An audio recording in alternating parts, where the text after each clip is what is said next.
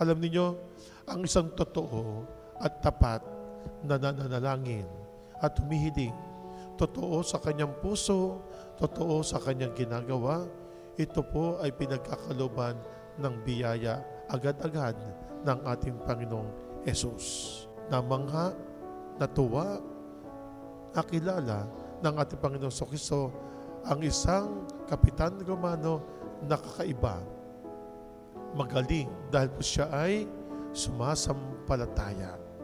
Hindi para lang sa kanyang sarili, bagos para sa kanyang kapwa. Kapag po tayo ay sumusunod sa kalooban ng ating Amang nasa langit, hindi po tayo nalalayo na balang araw sa misyon ng ating Panginoong Jesucristo na nais ng ating Amang nasa langit at tayong lahat ay makasama ng ating Amang nasa langit doon sa kahagian niya. Kaya po, dagdagan pa po natin ang ating mga pagdarasal, ang ating mga panalangin at sikapin po natin na tayo lagi po ay nasa ating Panginoong Jesucristo.